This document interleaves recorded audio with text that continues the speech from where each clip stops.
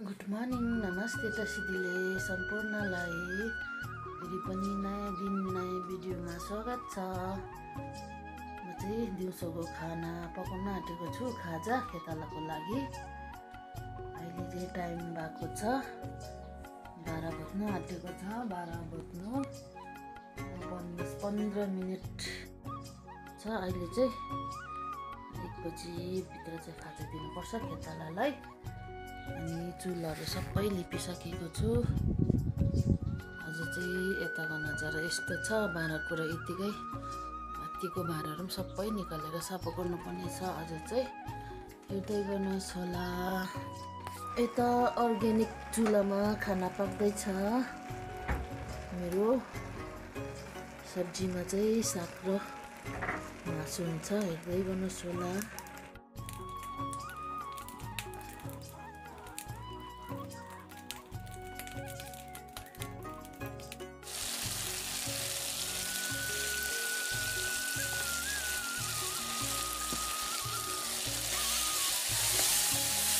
टमाटर, प्याज, 5 फोरन, नुन खोर्सानी मात्रै हालेँ मैले चाहिँ सुँगुरको मासुमा चाहिँ।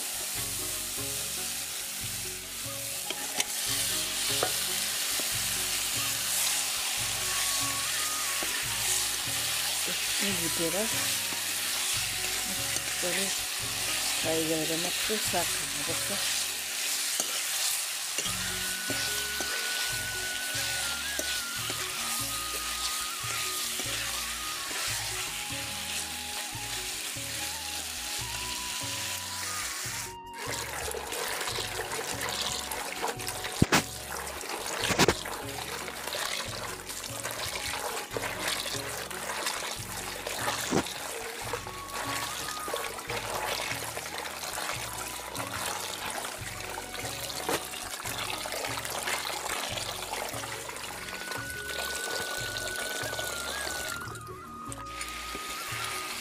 मासु चाहिँ मजाले फ्राई भइसकेको छ।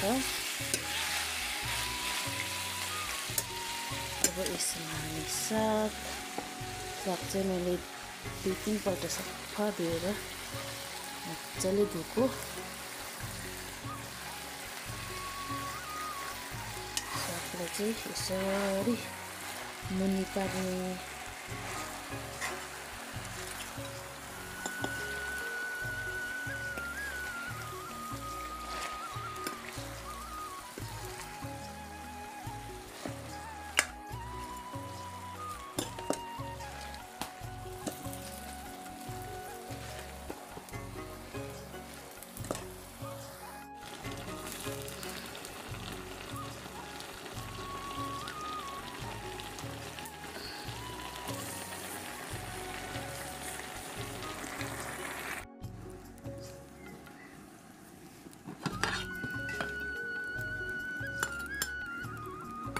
खाना पाकिसकेको छ।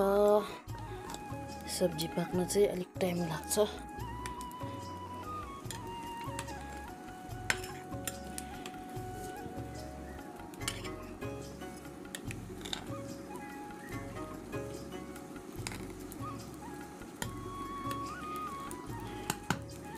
भिलेज कुकिङ चाहिँ यस्तै हो।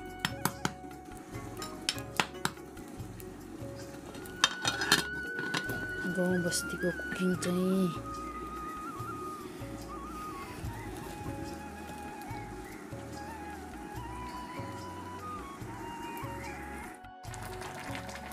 सुक्खा खोर्सानी पोलिदिनु पर्यो। 1 बज्न आँटेको छ। ढिलो हुन्छ होला, खेताला भोक लागिसक्यो।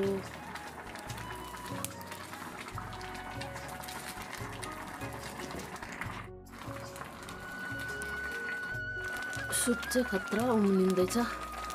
सागको सुपै खाने अरे नि, त्यही भएर मैले अलिक सुप हालेको छु। मैले चाहिँ खेतालालाई खाजाहरू पनि दिइसकेँ। अनि अब भाँडाकुँडा धुनुपर्ने छ। भिडियो लामो हुन्छ होला, आजको लागि भिडियो यति नै।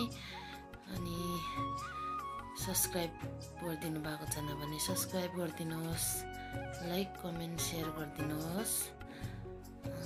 Thank you for watching.